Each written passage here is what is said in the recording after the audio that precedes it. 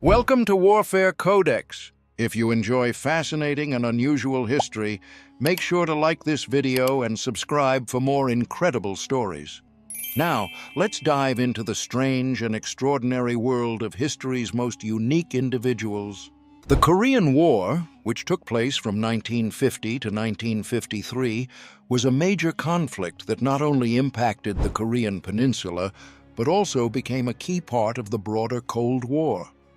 This war was fought between North Korea, supported by communist allies like the Soviet Union and China, and South Korea, backed by the United States and United Nations forces.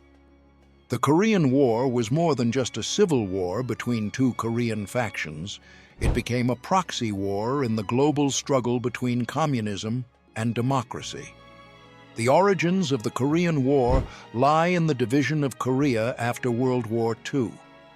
Following Japan's defeat in 1945, the Korean Peninsula was divided along the 38th parallel into two occupation zones. The Soviet Union controlled the north, while the United States took control of the south. This division was meant to be temporary, but as tensions between the US and the Soviet Union grew, the division solidified, leading to the establishment of two ideologically opposed states. North Korea, under Kim Il-sung, became a communist state, while South Korea, led by Syngman Rhee, became a pro-Western democracy. In the years leading up to the war, both North and South Korea claimed sovereignty over the entire peninsula. North Korea, with the support of the Soviet Union and China, began to prepare for the unification of Korea under communist rule.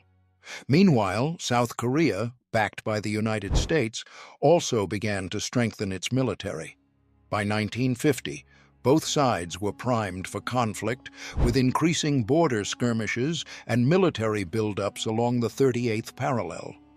On June 25, 1950, North Korean forces, equipped with Soviet-made tanks and weapons, launched a surprise invasion into South Korea.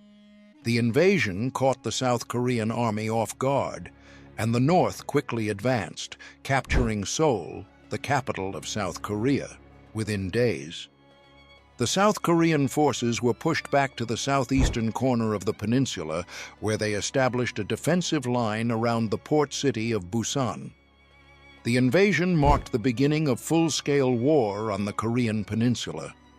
In response to the North Korean aggression, the United Nations, led by the United States, quickly came to the aid of South Korea. The UN Security Council passed a resolution calling for military intervention, and troops were sent to defend South Korea. The American military, under General Douglas MacArthur, assumed command of the UN forces. The early stages of the war were disastrous for the South, but the defense of Busan allowed the UN and South Korean forces to regroup. As the war continued, North Korea continued its rapid advance southward. By the time the UN forces had established their defensive perimeter around Busan, the North Korean military had already captured much of the peninsula. The situation looked bleak for South Korea and the United Nations. However, the UN forces were able to halt the North Korean advance at the Busan perimeter and began planning a counteroffensive. In September 1950, General MacArthur launched a daring amphibious assault at the port city of Incheon, behind enemy lines.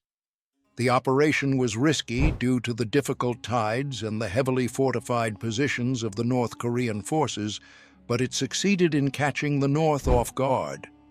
The landing disrupted North Korean supply lines and forced them to retreat. Within weeks, the UN forces liberated Seoul and pushed the North Koreans back, retaking much of the territory they had captured. As the UN forces advanced northward, the situation shifted dramatically. By October 1950, they had crossed into North Korea, with the goal of uniting the peninsula under South Korean control. The UN forces moved towards the Yalu River, the border between North Korea and China. However, the rapid advances of the UN forces alarmed China, which feared that the spread of Western influence to its border would threaten its security.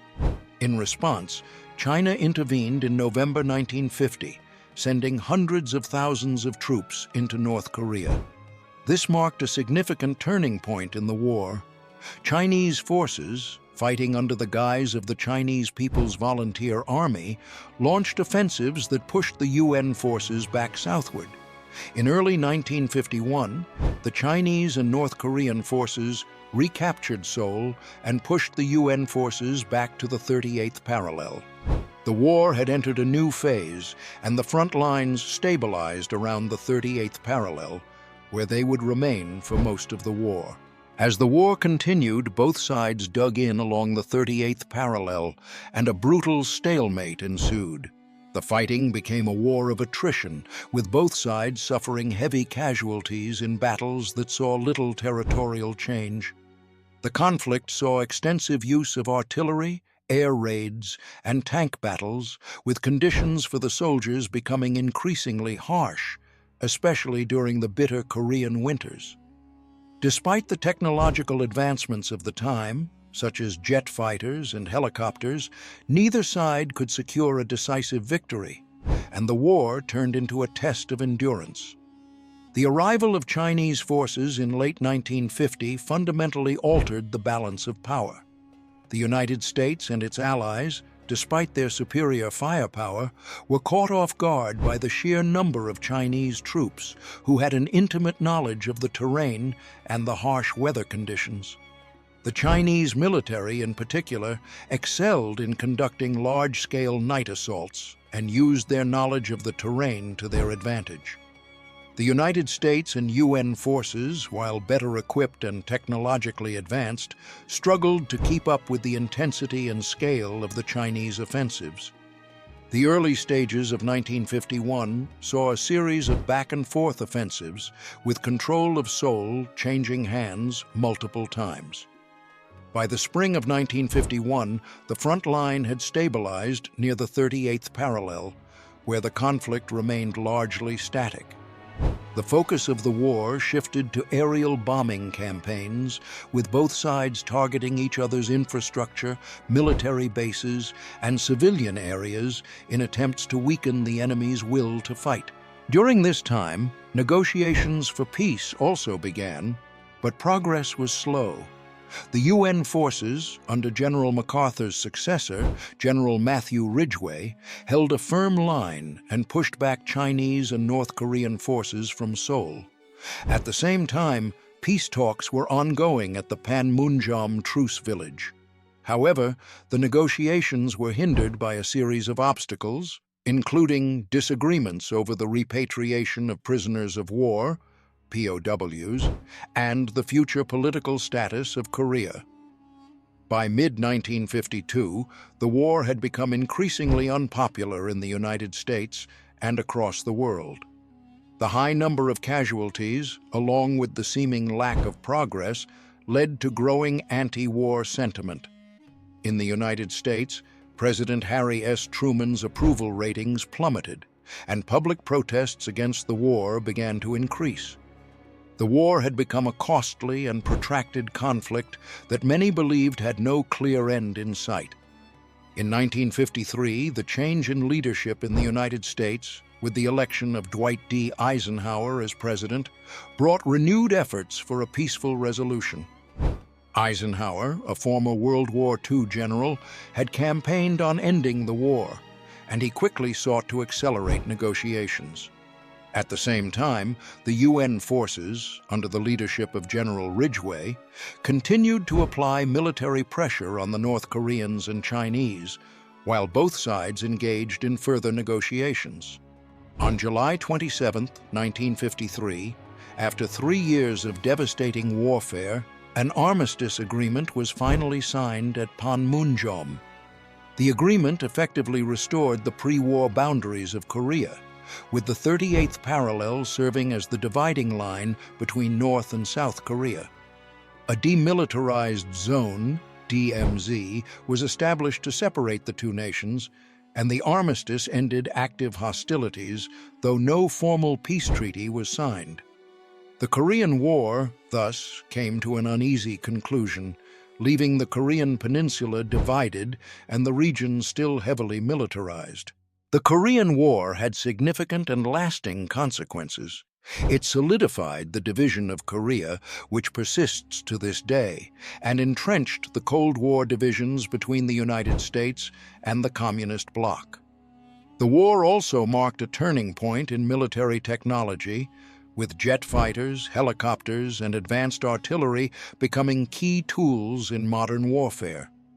The conflict also had a profound impact on the civilians of Korea, with millions of people killed, wounded, or displaced by the fighting. In the aftermath of the war, both North and South Korea embarked on separate paths of development.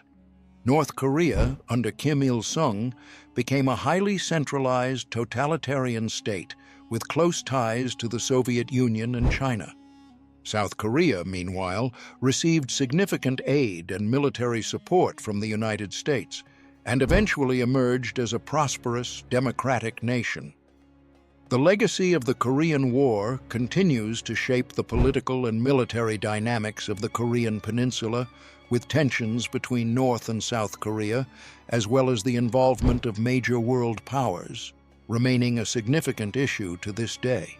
Thanks for watching Warfare Codex. If you enjoyed this journey into history's strangest figures, don't forget to like, subscribe, and hit the bell icon for more amazing stories. See you in the next one.